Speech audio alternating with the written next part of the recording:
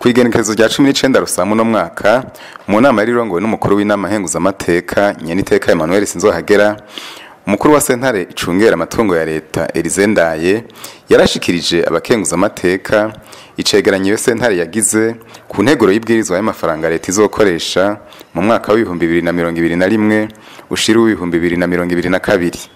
Icegeranyo bene ico kikaba gifasha abakenguzamateka gutahura iyo nteguro y'ibwirizwa mu gihe baba bariko barayiga.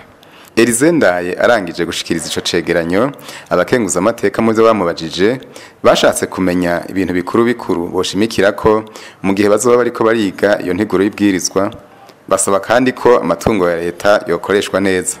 Umukuru wa sentare icungera amatungo ya leta yarashikirije ivyo hinyanyurwa mu gihe abakenguzamateka bazoba bariko bariga iyo nteguro y'ibwirizwa.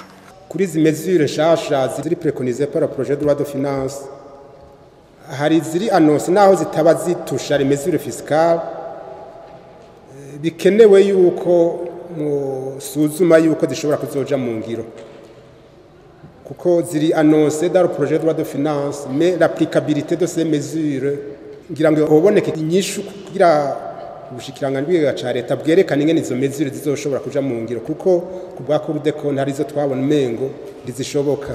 Nama mesures atari make, page 22 page 23. Reka mfate nk'akararo gatoyi.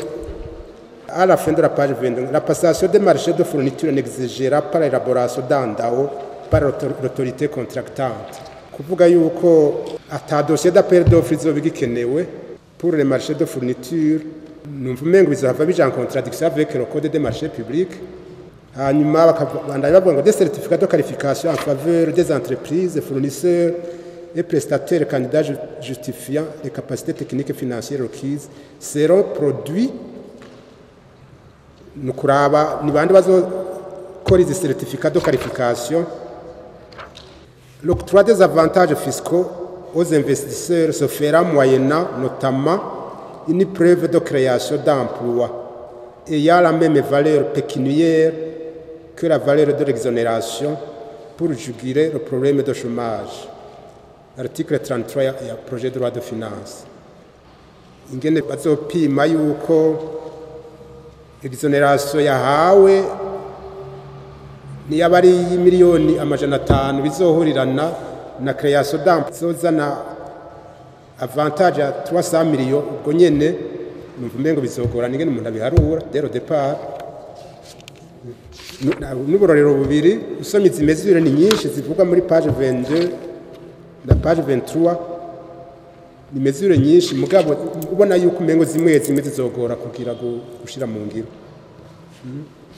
Nico gituma muri iyi rapport twavuze tutireka tuzishire muri rapport muzibone mweze murabe yuko zizoshoboka gushirwa mu ngiro, zizoshobora gushirwa mu ngiro zigume muri projet de loi de finance, izo mubona nazo zidashoboka zize muri projet de loi de finance zizoshobora kuja mu ngiro.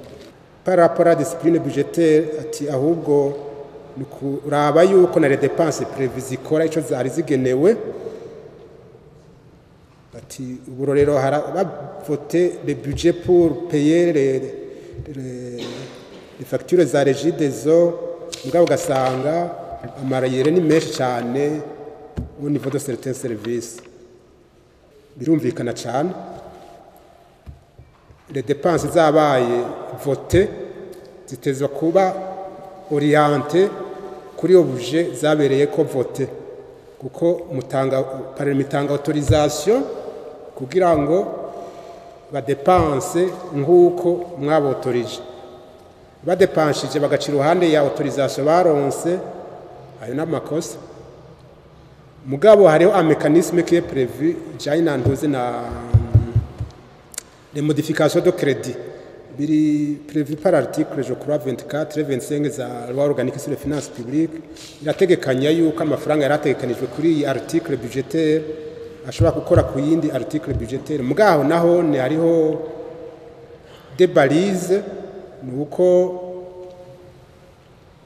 umushikiranganje w'ikiga ca leta hamwe n'umushikiranganje yasavye yuko yongerezwa amafaranga, yuko haba ordonnance conjointe ibisinyira kugira ngo bumvikane bateye amafaranga aravuye ngaha avuye kuri iyi article budgetaire agiye gukora kuri iyi yindi article budgetaire.